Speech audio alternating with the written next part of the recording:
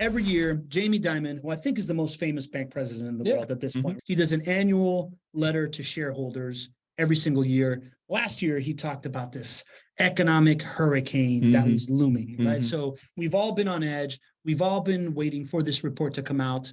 And it's a beast, right? Like, it's super long. And so what I did was copy, paste it, upload it to Chat GPT, and ask it to summarize it for me. That's pretty awesome. So here's what Chat GPT spit out about this in bullet points. Number one, the economy experienced several dramatic events in 2022, including the Ukraine war, 40-year inflation, 20% drop in stock markets, and a 50-year low in unemployment. Not normal times. Yeah. Fiscal spending is surging through the system, leading to extraordinary deficits and potential inflationary pressures.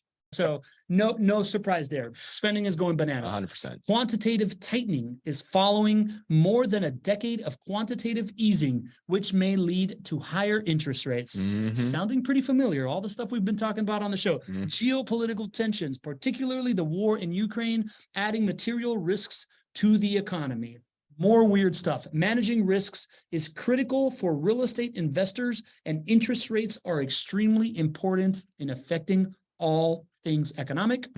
When analyzing stocks, many factors are considered, but interest rates and inflation have a significant impact on all. In a rising interest rate environment, investments with expected cash flows in the future may be affected, and carry trade, parentheses, borrowing short and investing long, would be disappointed. Carry trade. I don't even know what that means, but I'm sure we're going to hit on this. Yeah, quite honestly, I don't know what carry trade means either. I know what the effects of interest rates will do on cash flows, but carry trade, it's probably just lingo. The company is prepared. This is JP Morgan Chase, is prepared for potentially higher interest rates and longer inflation, right? That's what he's seeing. An inverted yield curve today may not predict a recession due to the impact of quantitative tightening. Higher interest rates may expose weaknesses in the economy, but the company is prepared for potential recession and related credit losses. The company has formed a new security forum to assess the impact of ongoing threats to the company, its clients, and countries around the globe. And despite the risks, the positives ahead are huge. And America's GDP is expected to double in 20 years, lifting hundreds of millions of people out of poverty. That was the condensed version? Quite the range, quite the range of emotions as I read all of that, right, Yeah. GC? What was your takeaway as you're reading all that stuff? Well, it's interesting actually reading it and then knowing what Jamie Dimon wrote and then seeing what Chat GPT put in there. Most of that is the point he was trying to make, but not exactly. Okay. Which is really interesting too. The overarching theme there, what he meant from the tropicals, from being downgraded from a hurricane to a tropical storm. Well, that was my language. Yours? Oh, okay. So good, because Yeah. it really is the essence of what he was trying to say. What he was saying is that largely was the hope. We don't know if that was going to happen or not, but that was the hope that the market was feeling.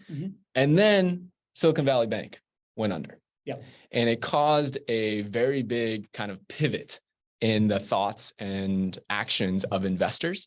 If a recession is more likely than it was before, and that's largely where people are going. We still have the same problems today that we had a month ago or 2 months ago before this disruption with Silicon Valley Bank going under and the bank run and all that stuff. The problem still persists. Inflation is still a very big problem.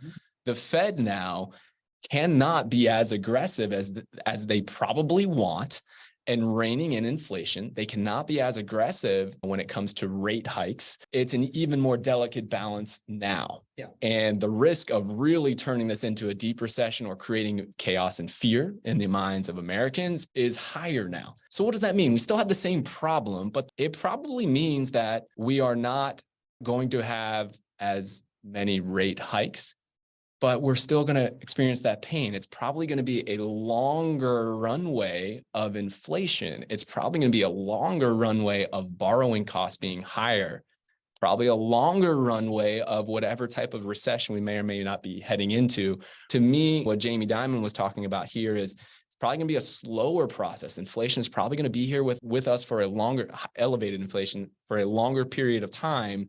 And it's probably not the way the Fed would have liked to do it, but it is unfortunately the most prudent way to go about it now because of other forces like bank instability, like geopolitical challenges and whatnot.